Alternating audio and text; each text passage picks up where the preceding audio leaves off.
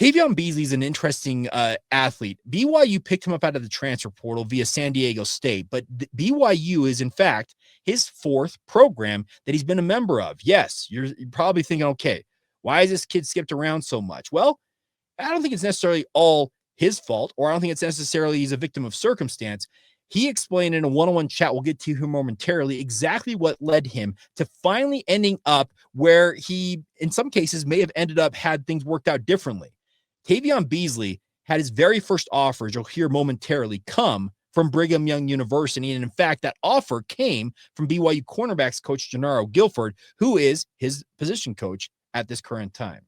We had a great chat, talked a lot about his time playing in and being around Coach Prime, speaking of Deion Sanders, and also what he hopes to accomplish moving forward now as a guy who's contending at that nickelback spot for BYU in their very vaunted defense under Jay Hill. All that and more here in an exclusive conversation with Tayvion Beasley on the Locked On Cougars podcast. Tell me about your journey to getting BYU in the first place. When I was at Bosco, my freshman year, going into my sophomore year, Coach G, this was actually my first offer out of high school. Mm-hmm. And then I ended up going to Jackson State, as everybody knows, then Colorado with Coach Prime, and then San Diego State. And then when I hit the portal again, G had contacted me again, and then we got a home visit scheduled. And then after that, after everything like he said and told my mom, like instantly, like when Coach G left, it was instantly about like the people and like the future after BYU. Like literally as soon as he left, she didn't even mention football. It was just like the people is good, like life after BYU and the people that's been there, all the coaches. So that's what really drew me here and really wanted me to come here. That's why I got here.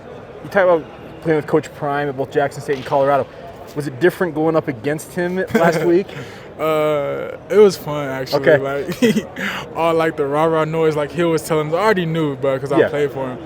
But like it was fun actually, like seeing, and it was like nice seeing my old coach, like Coach Mathis or his two sons or the trainer. Like it was fun. It was just fun playing against him.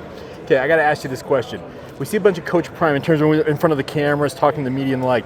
Is he any different behind the scenes? Me personally, I would say yeah, but okay, that's just something y'all got to experience. But I would say yeah. Okay.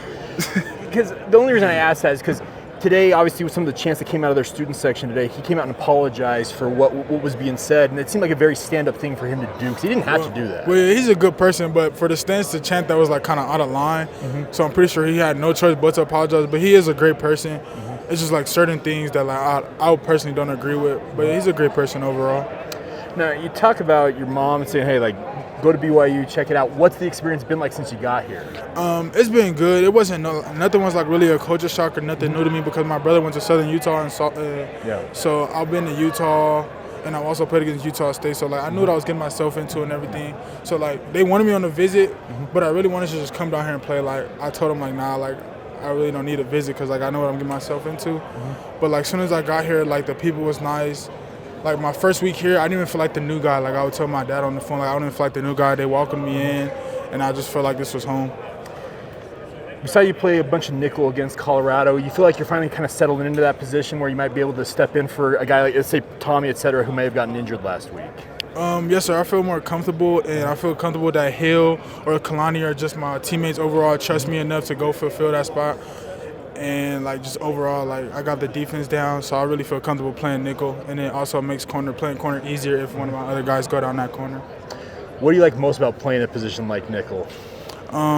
So for corner, I feel like they do like a bunch of runoff routes, and then they'll throw you away after you just did like 5 deep balls. Yeah. But nickel, it's like you get to get hit. Like I don't want to just be out there running go ball.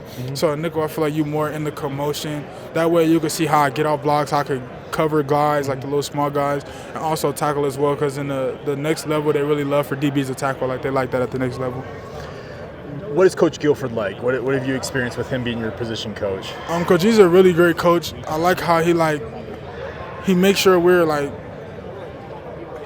more mature. Like he don't coach us as if we're like younger guys. He treats everybody the same, and he loves his guys. And he always making sure we're good and taking care of us.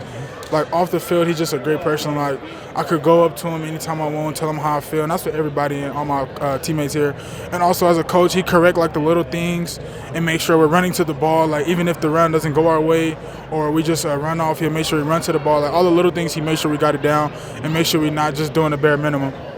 Looking at West Virginia this weekend, the quarterback situation unsettled for them, but their quarterbacks look a lot like what you saw with Caden Salter. Does that help you guys at all? Yes, sir. Actually, this morning, Coach Hill preached that we didn't do a good enough job containing Salter, so we're really working on that and getting any quarterback they put in really to where he doesn't scramble or get a lot of rushing yards in general. So we're ready for any quarterback they give us. Now, you talk about Coach Hill saying you guys need to contain better. As a nickel, you're obviously not going to be rushing up the field as often, but what can you do to help in that regard? Just like when we go in the blitz, like I had in Colorado, make sure he don't get out the pocket or trying to get off a block, make sure I keep my outside contained. When it looks at a team like West Virginia, traveling across country, you guys have already done this this year, going to East Carolina. How difficult is that travel? It was real difficult. We had to leave a whole day earlier. Yeah. The time difference was crazy. Yeah.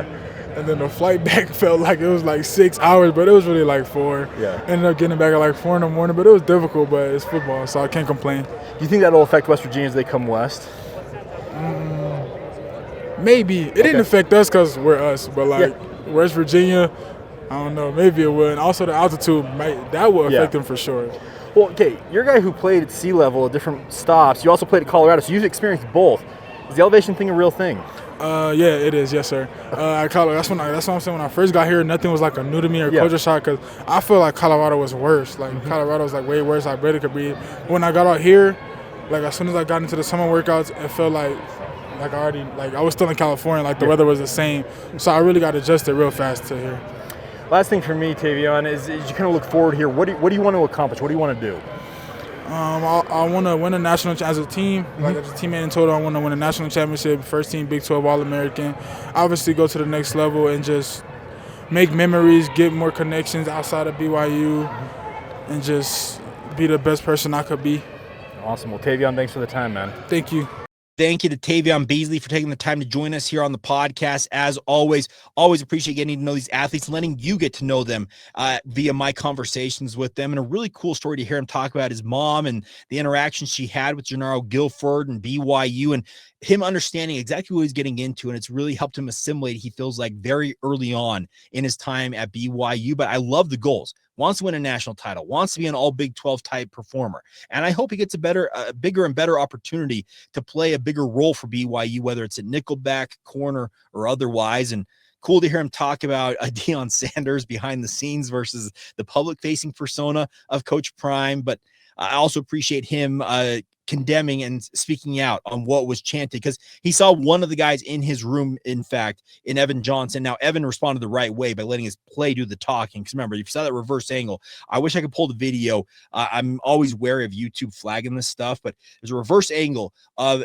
the student section at Colorado chanting, "Bleep you, Johnson." And Evan responds with that monster hit on the Colorado wide receiver, literally moments after this was being chanted at him. He didn't showboat and tell the crowd to be quiet. He celebrated the fact he made a big play, and I think it quieted the crowd very, very quickly. That's the way to shut up fans who may be making some fairly boorish, if not outright hateful type comments and directing it at you as an athlete. But really cool to see that. And obviously, a guy like Tayvion Beasley, he knows what it's all about when it comes to playing for BYU. And like I said, I hope he gets a bigger opportunity to continue to show what he's capable of. Because I thought he acquitted himself quite well stepping in for Tommy Prastis against Colorado. And we'll see how things shake out, if it becomes more of a shared playing time situation or if Tayvion can take over that job full time at nickelback. It's all TBD, but as always, thank you to Tayvion Beasley and thank you to BYU for arranging that interview.